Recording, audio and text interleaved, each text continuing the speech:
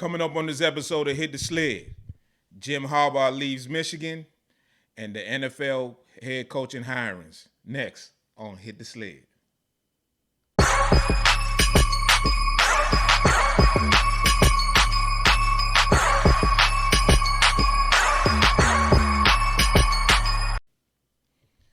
Hey, what's up, everybody? This is Eve coming to y'all with another episode of Hit the Sled. Hey, before we get started on this episode, hey, go to my YouTube channel, subscribe, hit that little subscribe button. That's right after Hit the Sled, after my Hit the Sled symbol. Hit the subscribe button, subscribe, man, and then also like some of my videos, man, and then pass the word around. Hit the Sled. Man, check me out. Got a lot of things that's going to be coming in the future. I truly appreciate y'all watching me. But not only am I on YouTube, I'm also on Facebook. I'm also on Twitter. I'm also on Instagram. And I'm also on TikTok. So go there, follow me as well. We got a lot more things we're going to be doing, man, down the line. But in regard to this episode, we got to start, first of all, with my Michigan Wolverines leaving, my coach leaving us, Jim Harbaugh. Jim decided to move on to the NFL. He left us after 9 good years. Typically, give y'all a little backstory. Typically, when I'm doing Hit the Sled, I take my time, write a script that I come up with, something that I like to talk about, try to be as prepared as possible as I'm learning how to do Hit the Sled. For the past football season, every time I do it, I come up with a script. I got at least, man, sometimes I got at least 5 pages worth of notes. But within the 30 minutes that I try to do, I try to limit the podcast to 30 minutes because, I don't want to go too long yet.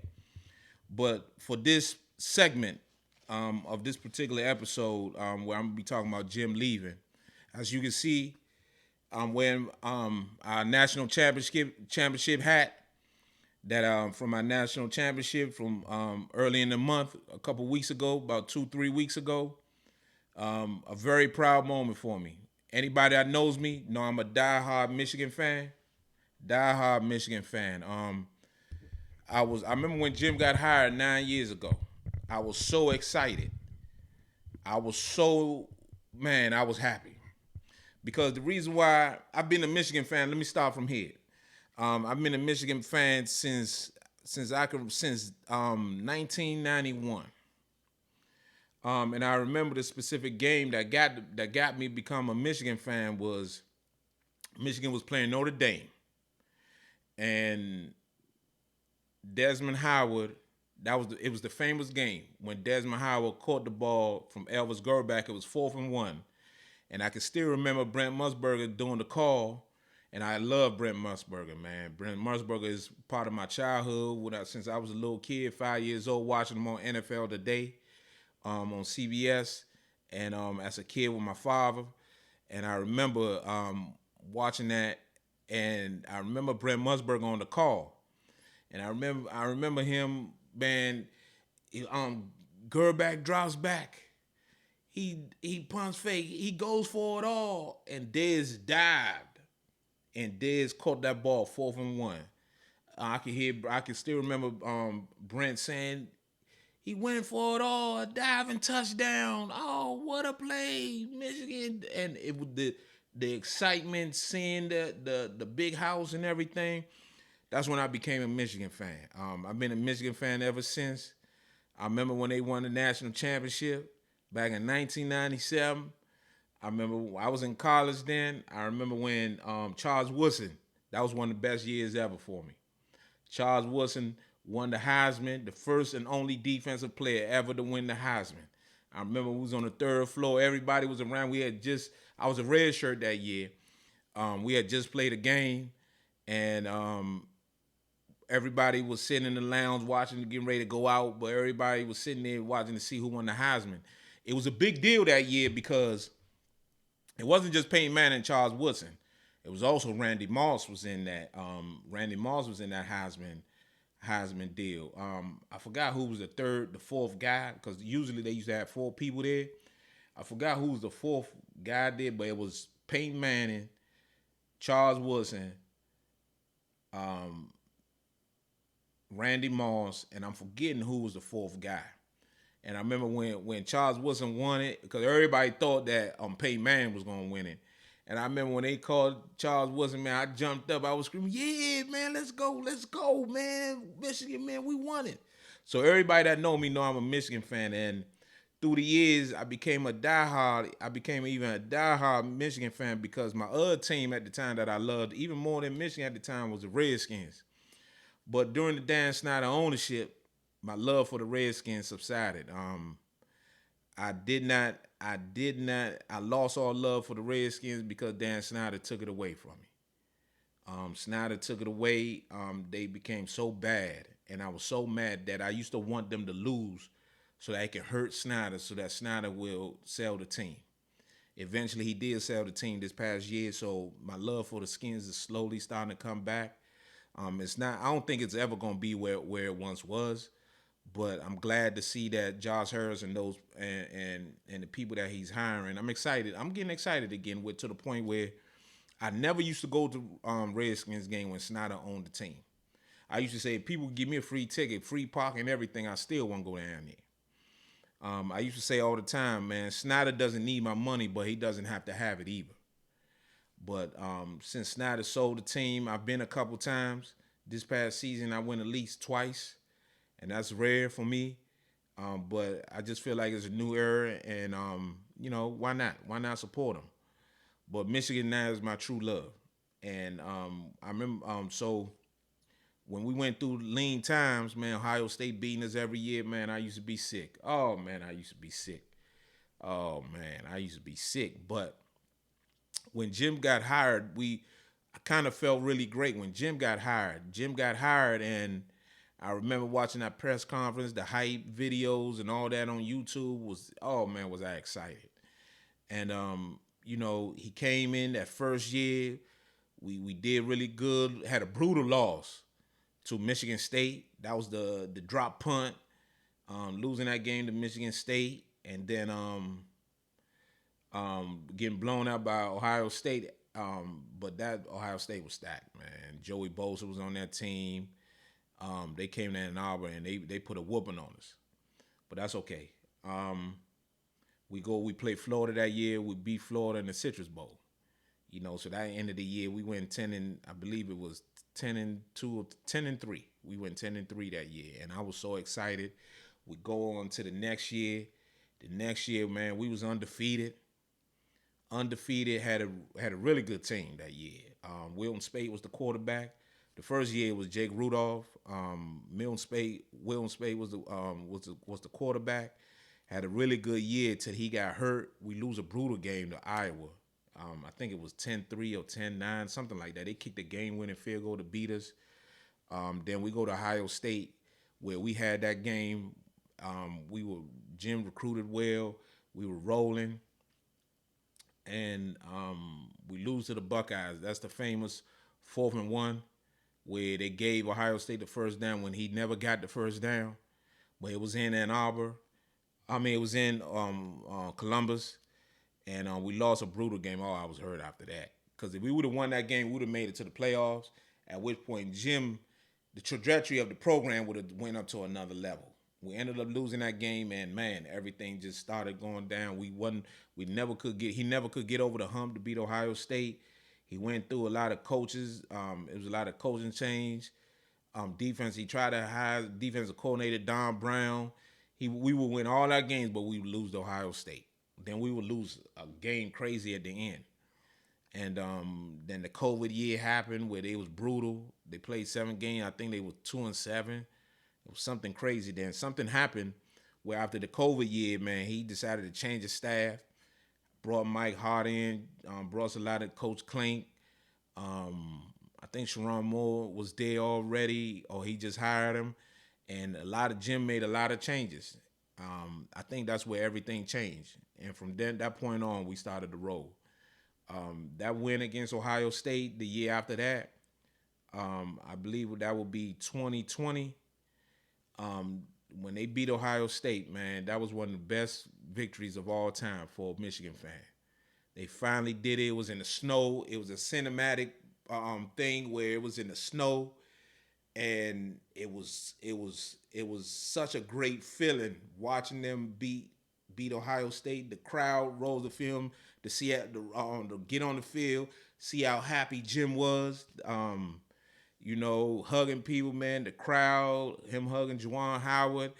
That was a great feeling as a Michigan fan. So seeing that and watching them team continually get better. JJ McCarthy, enough can't say enough about that young man. He did a tremendous job for us. 3 straight Big 12, Big 10 titles, 3 straight playoff appearance, and culminating with this year with us winning the national championship. This year was kind of crazy because we started off the season with Jim missing the first 3 games because of this cheeseburger thing with the NCAA. He comes back, and before we played Michigan State, some crazy thing happened with Connor Stallion with the sign stealing.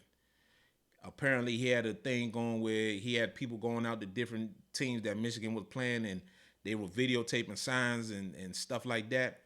And so that kind of like, man, I was sick after that because I felt like they wouldn't be able to win the national championship. Man, the kids will be the kids will be distracted. They won't be able to focus, but they locked in. Jim eventually gets suspended for 3 more games, and you know, but luckily for us, the team stuck together. We had great coaching. Jim had built a great staff. The staff was able, man. The Big Ten did us dirty, suspending Jim on the way to the game, the Friday before the game, without us having the ability to go to the courts and appeal. Didn't know whether or not he'll be able to coach against Penn State. They was able. Sharon Moe became the head coach, and they played Penn State, and they win that game. Go to Maryland. Apparently now, looking back on it, JJ was hurt. That's why that game was even close.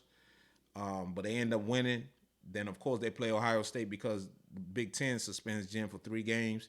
Sharon Moe coaches that game, and they beat the Buckeyes, man. And what a feeling! What a feeling, man.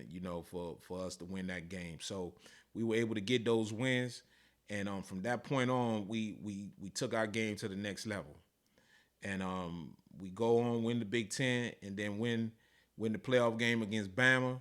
That was a heartfelt game, man. We fought hard, not knowing that was been Saban's last game, but we fought hard, and fortunate enough we were able to get the win. We get the win, and then we play Washington. Washington coming in, they rolled Texas. Penix throwing for like 300 and some yards, 4 5 touchdowns, and we so people actually thought we ain't had a chance. Move on to the following week. Michigan plays Washington, and we beat Washington, and we end up winning the national championship. For me as a fan, I'm grateful to have Jim for the past 9 years. Jim is an NFL coach. Of course, he went to Michigan. He's an alumni, but as a fan, I'm grateful to him for coaching our team for the past 9 years. He was someone that I went to go see them when they played at Maryland. I went to go see him. I think it was his first year. So I got to see him as a coach. That was a great moment for me. Get to see him out there as a coach, and it was one of those things where he did a tremendous job. Jim is a great coach, man. He's a really good coach. He knows what he's doing, and it's just one of those things that as a program, we're gonna miss him. Make no mistake about it, we're gonna miss him. We're fortunate enough that he was able to make some very smart hires, and one of them is Sharon Moore, who will be the coach for Michigan moving forward. Eventually, when they name the coach, he's gonna be the coach moving forward, and I think he's gonna do a tremendous job. But Michigan, being the football coach of the University of Michigan, is a big job. It's a big job, man. It's a very big job. It's a job where hopefully the AD, Ward Manuel, and the regents, the school presidents, they're going to do what they need to do to surround him and put him in position to succeed. meaning that they have to put people around him, give him the infrastructure, the tools for him to go out and be able to recruit and hire the right coaches and attract the right athletes to be able to come to that university and keep going what Jim has going. Jim had going. I just believe that I don't want it to be like David Shaw at Stanford after Jim left. David Shaw did an excellent job at Stanford, and at the end, it just faded.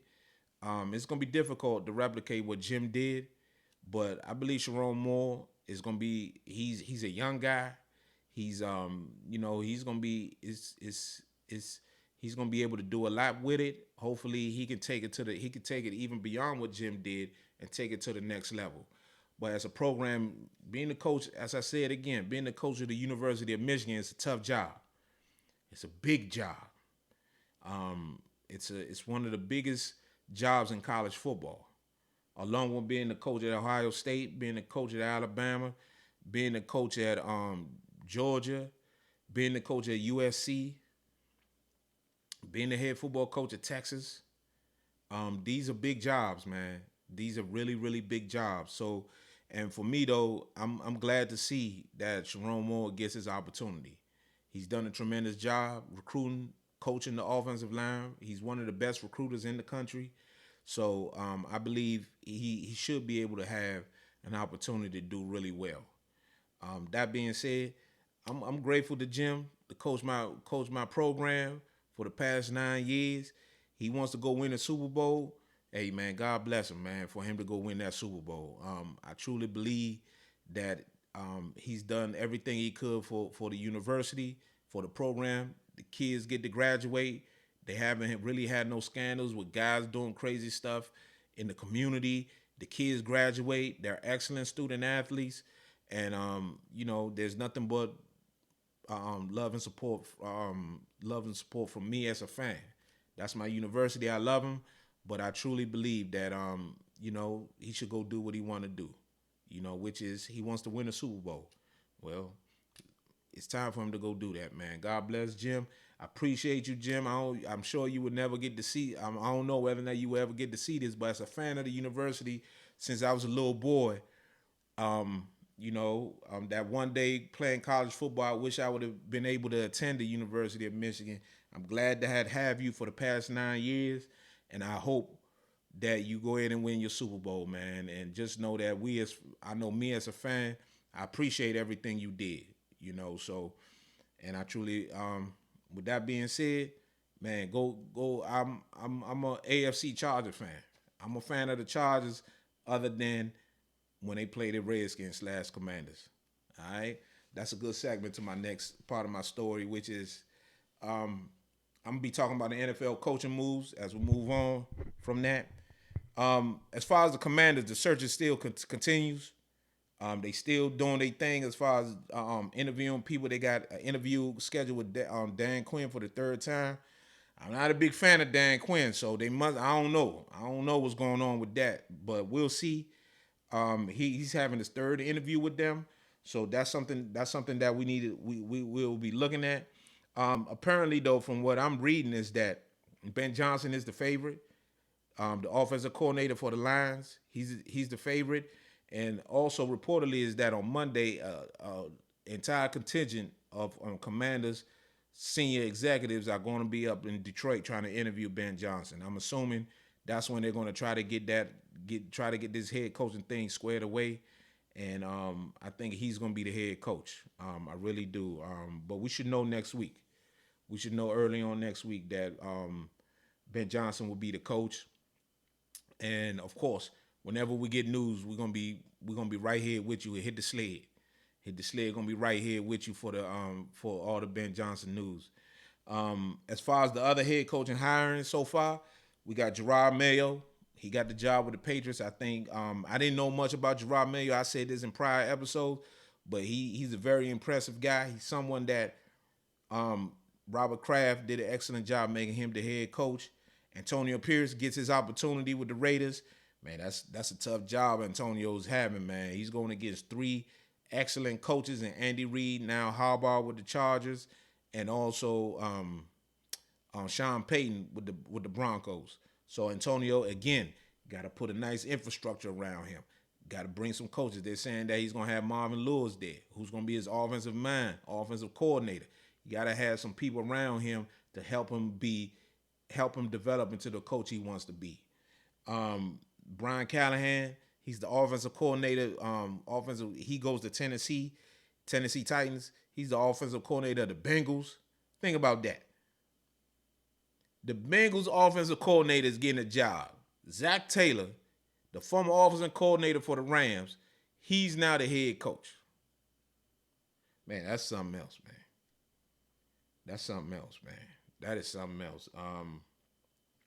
Harbaugh just got the job yesterday, Jim, with the Chargers.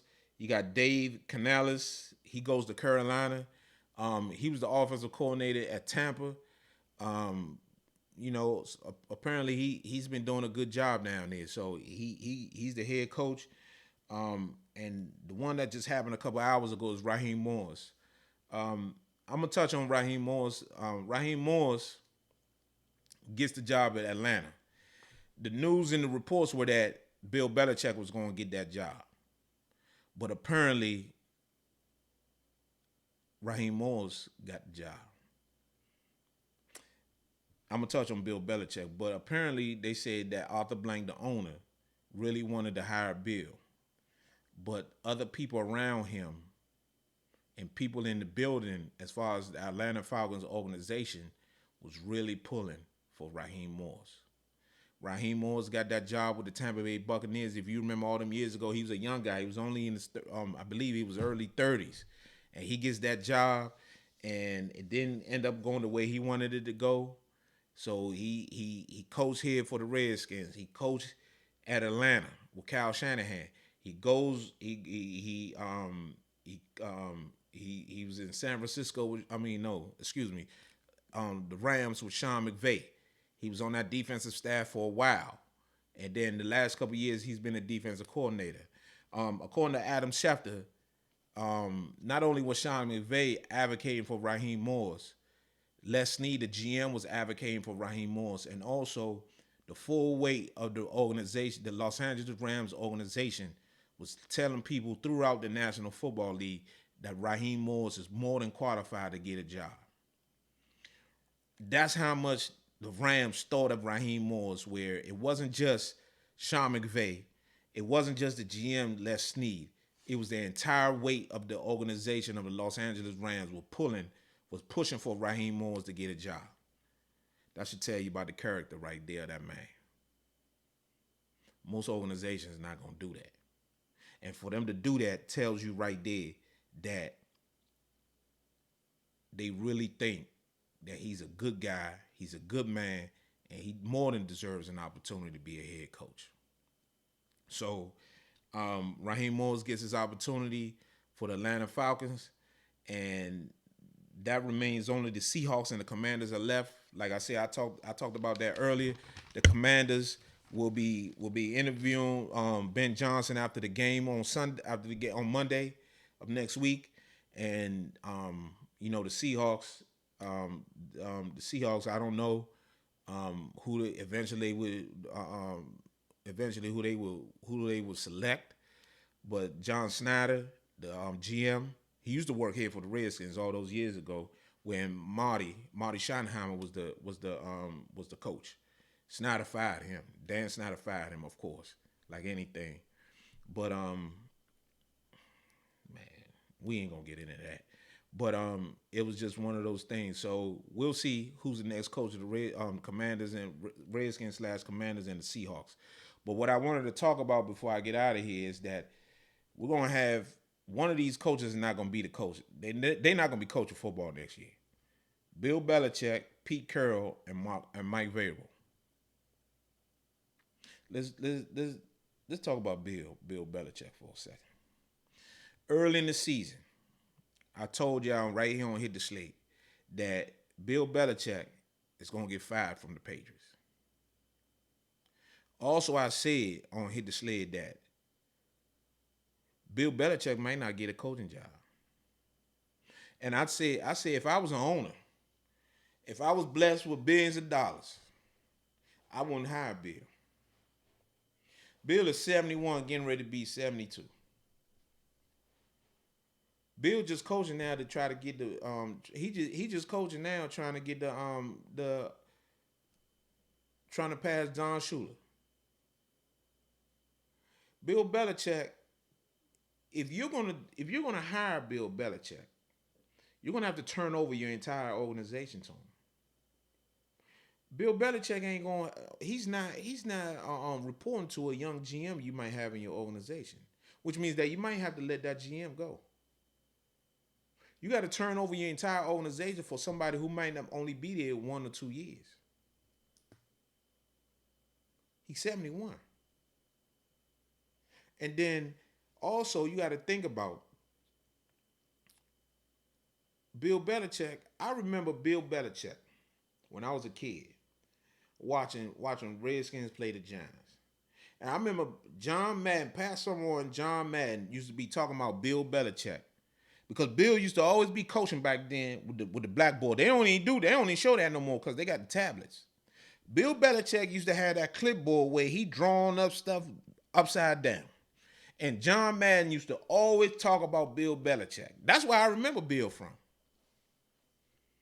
I remember Bill Belichick from those times when the Redskins or the Giants used to always be on TV. This was pre-Sunday Ticket. There wasn't no such thing as Sunday Ticket back then. The Giants used to always be on TV, and the Redskins or the Giants and Pat Summerall and John Madden used to either be at a Giants game, Redskin game, at a 49ers game. Either one. And every time they do a Giants game, they will always show Bill Belichick coaching upside down.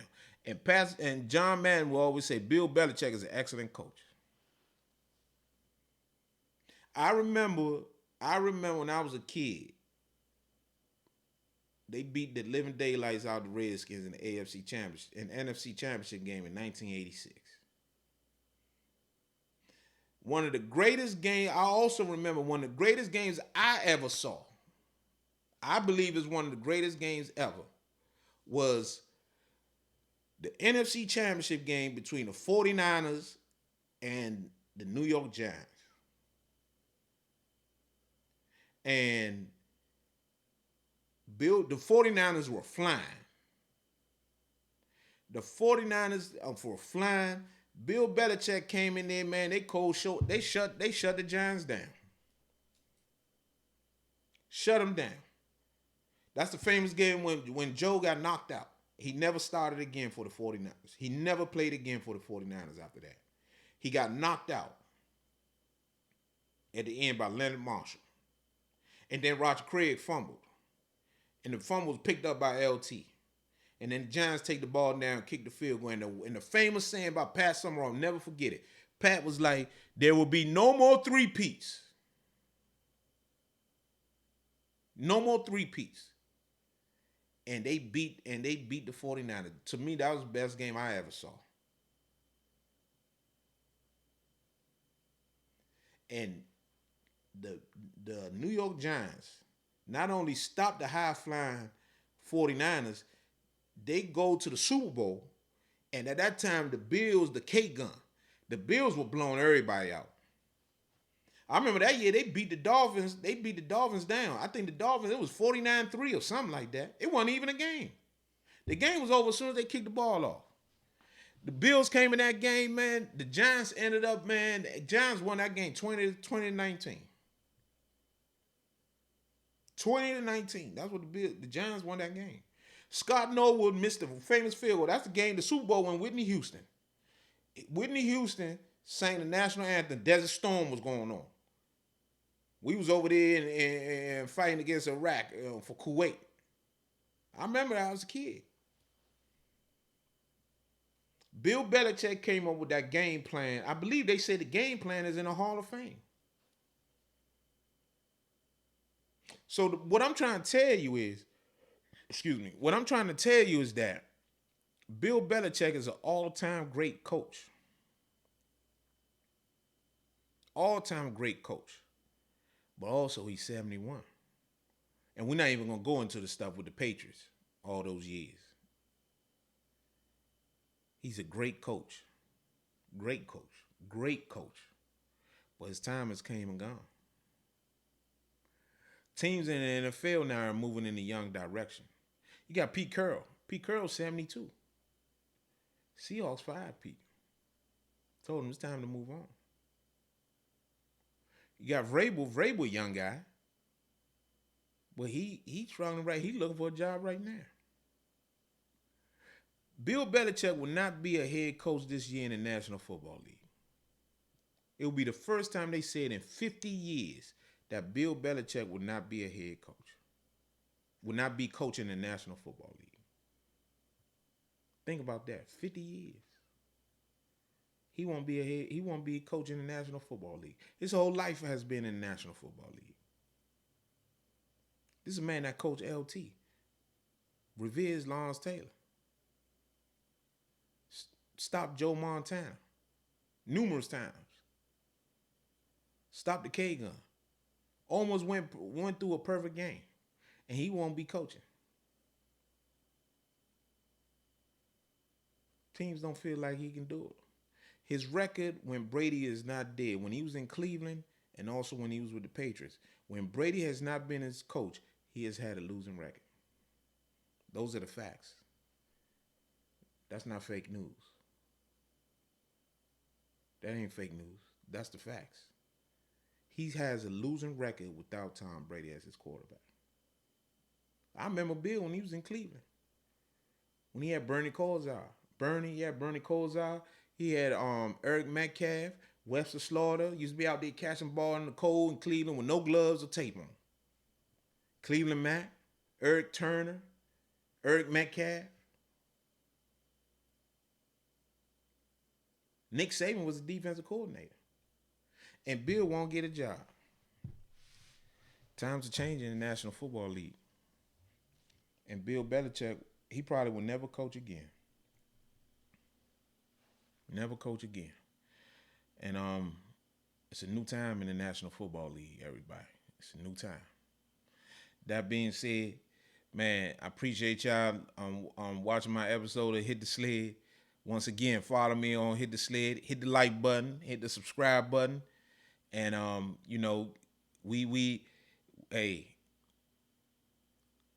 on Twitter, Instagram, Facebook, YouTube. My YouTube channel where you watch me now. Like the videos. Subscribe. And, man, hey, we got a lot of things we're going to be doing down the line. We got a lot of things we're going to be doing. A lot of things we're gonna be setting up. Man, I truly appreciate y'all. And once again, thank you to Jim for my national championship. I'm gonna keep this hat. This is the only time I'm wearing it.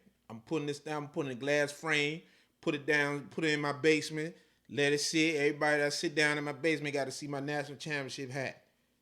We champions. Thanks to Jim Harbaugh. I appreciate y'all. Hit the sled.